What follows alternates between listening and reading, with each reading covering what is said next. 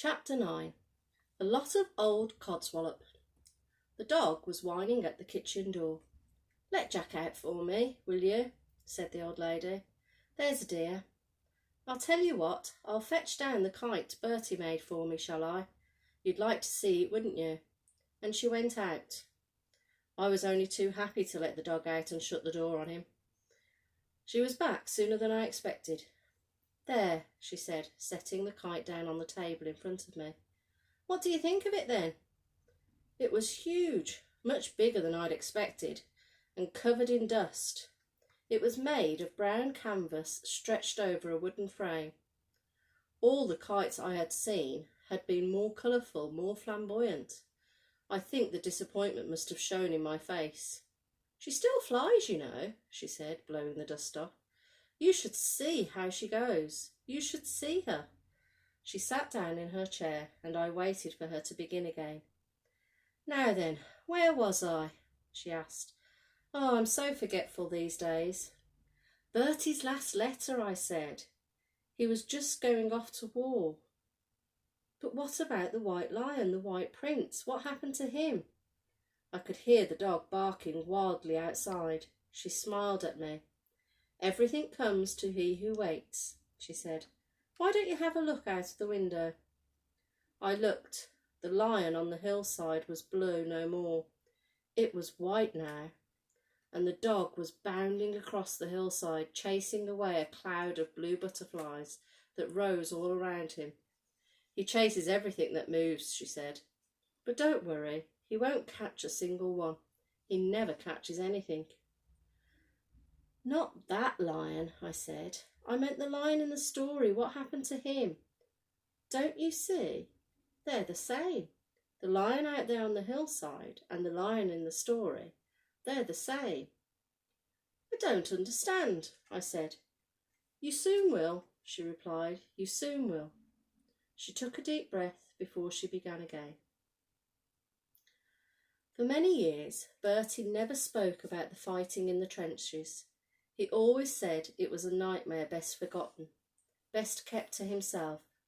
But later on, when he had time to reflect, when time had done its healing perhaps, then he told me something of how it had been. At 17, he found himself marching with his regiment along the straight roads of northern France up to the front line, heads and hearts high with hope and expectation.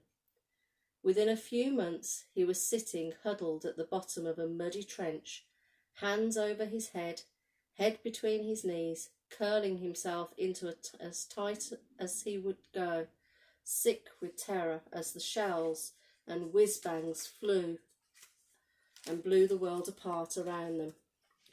Then the whistle would blow and they'd be out over the top into no man's land, bayonets fixed and walking towards the German trenches, into the rat-tat-tat of machine gun fire.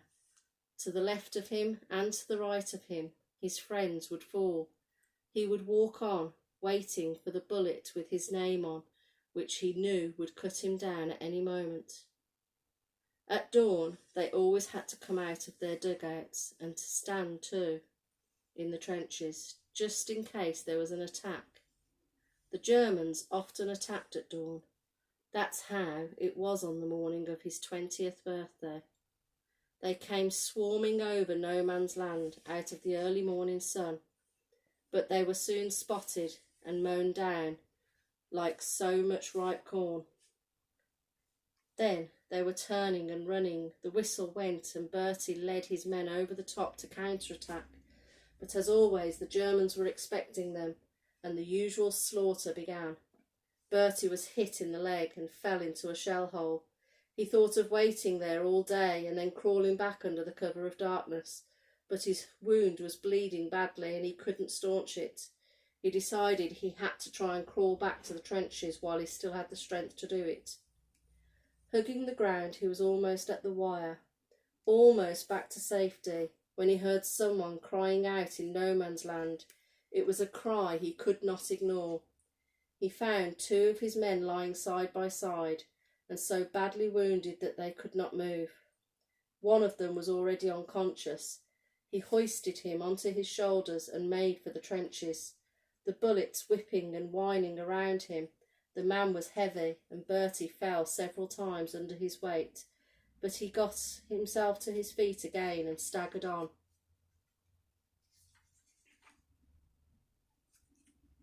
Until they tumbled together down into the trench. The stretch bearers tried to take Bertie away. He'd bleed to death, they said, but he would not listen.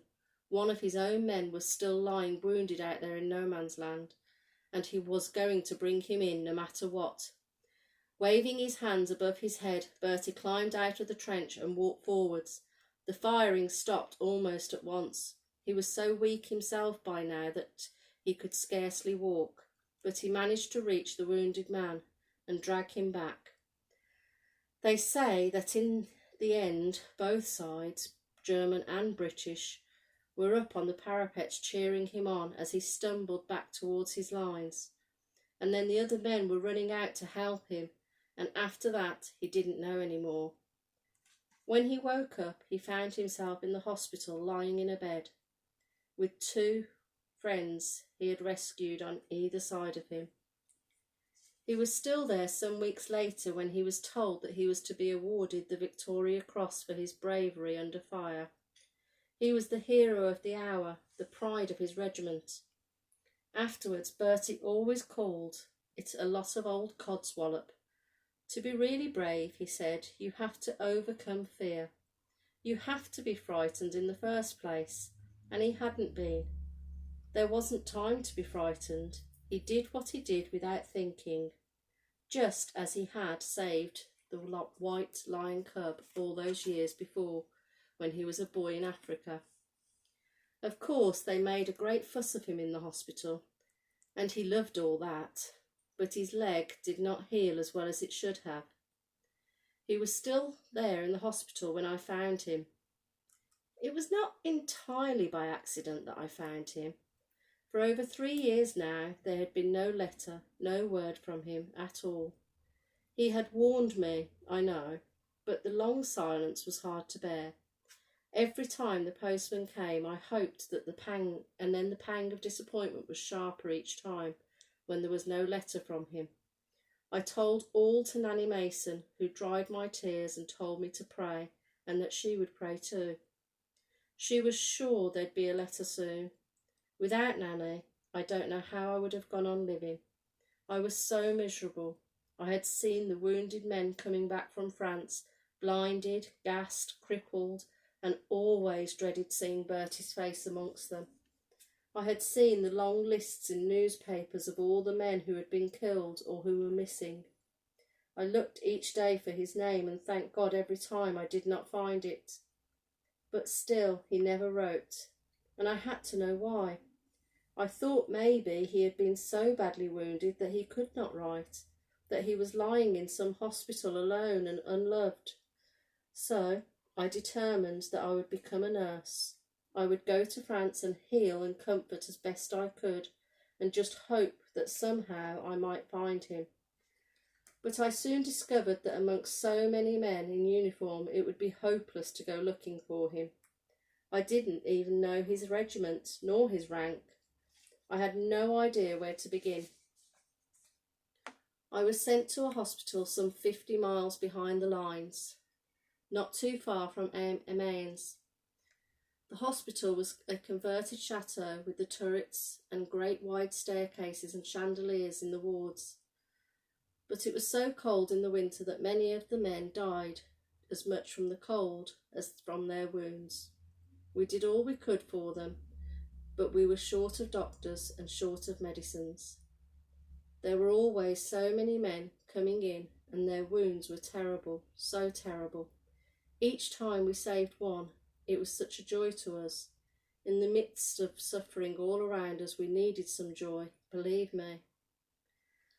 I was at breakfast one morning, and it was June of 1918. I was reading a magazine, the Illustrated London News. I remember when I turned the page and saw a face I knew at once. He was older, thinner in the face and unsmiling, but I was sure it was Bertie. His eyes were deepest and gentle, just as I remembered them, and there was his name, Captain Albert Andrews, V.C.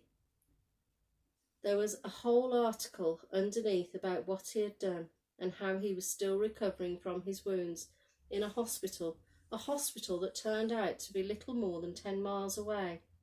Wild horses would not have kept me from him. The next Sunday I cycled over. He was sleeping when I first saw him, propped up on his pillows, one hand behind his head. "Hello," I said. His eyes opened and frowned at me. It was a moment or two before he knew me. "Been in the wars, have you?" I said.